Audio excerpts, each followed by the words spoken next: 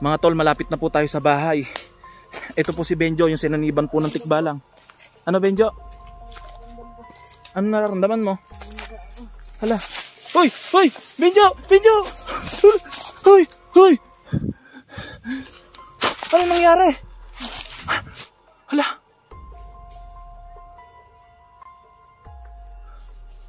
Ay!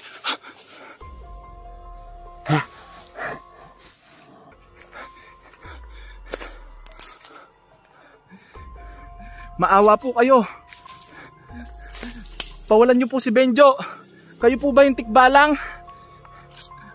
Huwag niyo naman po kami sundan. Wala po kaming kasalanan sa inyo.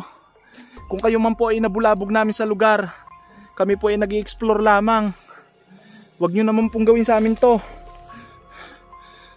Himihingi po ako ng kapatawaran. Kung nabulabog man po namin kayo. Benjo, kailangan maidala natin to mga tol sa bahay. Ayun na po tayo kung kailan malapit na po tayo. Tara Benjo. Benjo, kaya mo pa ba tumayo? Tara, tara. Tara, kaya mo yan. Sobrang daming lamok dito Benjo. Pinapapak ka na ng lamok. Nakita ko Benjo yung tikbalang. Andun siya sa likod natin. Okay ka lang ba? Teka. Dahan-dahan ah. Kailangan Benjo matawas kita.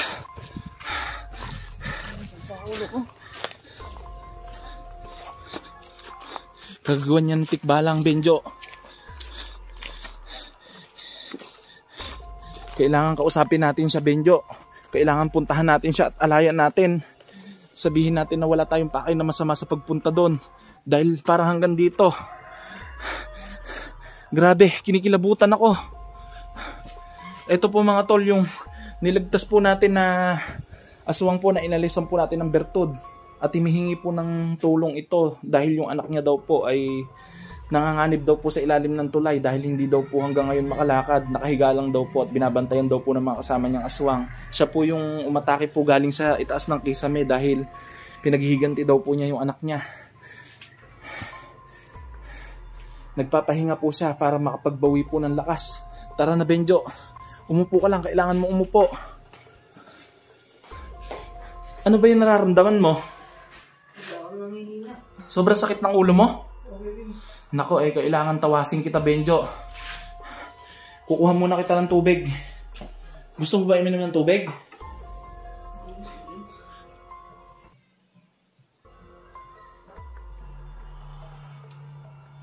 Iminom ka muna ng tubig Benjo bago kita tawasin. Teka, isara natin yung pinto Benjo. Ay, Benjo! Benjo! Nasundan niya tayo! Sinalakay tayo ng tikbalang! Anong ginawa mo kay Benjo? Andito siya mga tol. Hala, Benjo!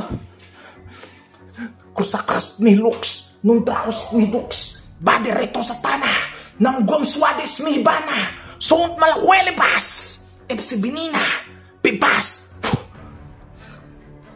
Kung ikaw man po ay masamang elemento o masamang tikbalang na bumabalot kay Benjo, lumayas ka po sa kanyang katawan. Huwag mo po siyang kukunin. Tikbalang, nakikiusap po ako sa iyo. Umalis ka po. Ayun siya mga tol.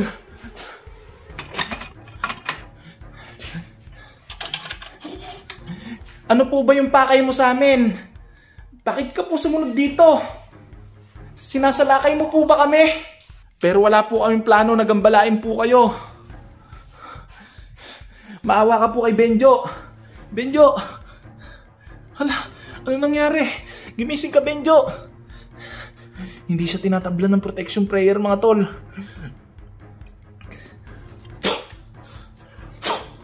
Benjo! Benjo! Igi!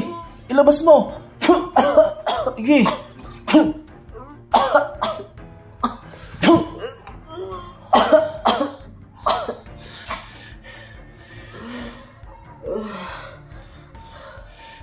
ka ng sobra, Benjo.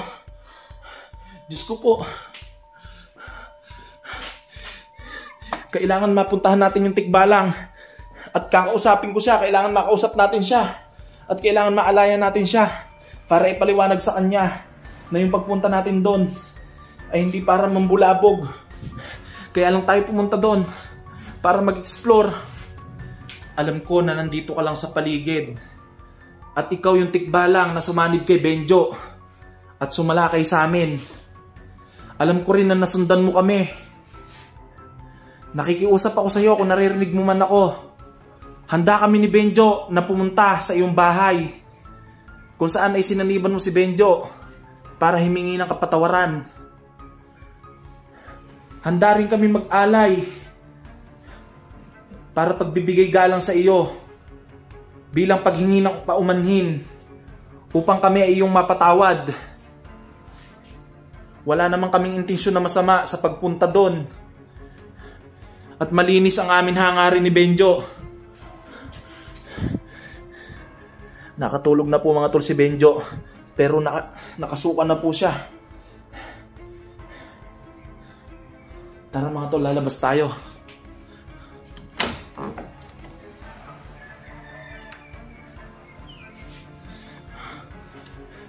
Andito lang siya mga tol kanina. Sigurado ko ay nasa paligid lang po siya. Tara mga tol.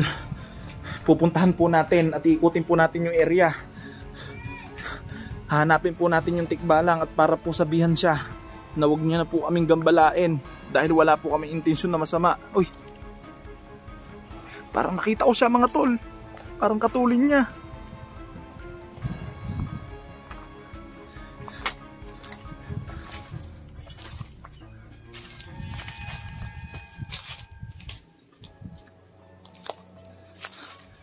Tikbalang, ako po ay humihingi ng pasensya sa iyo. Maawa ka na po. Wala naman po kaming masamang intensyon sa inyong tirahan. Nag-i-explore lang po kami doon.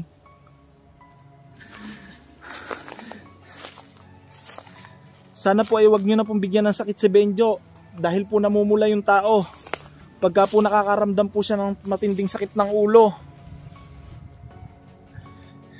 Ginamot ko lang po siya gamit po ang kakayahan na binigay sa akin ng kaibigan kong duwende. At ang mga misyon po namin ay para po sa mga mabuti. Hindi po para masama. Kaya po sana ay wag mo po kami bibigyan ng mga sakit. Biglang tumahimik mga tol.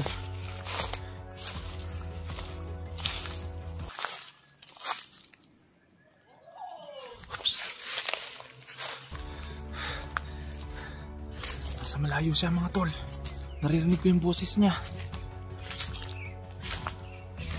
Nasa lakay tayo mga tol ng tikbalang. Kailangan mga tol mapuntahan po siya sa kanyang bahay. Para po alayan po natin. Para po hindi niya na po gambalain si Benjo. Kailangan mga tol ay mag-apura na po tayo.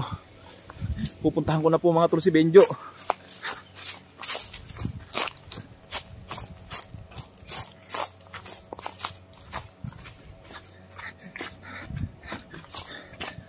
Kailangan po natin makausap mga tol yung tikbalang. Pupunta po tayo sa bahay niya at mag-aalay po tayo.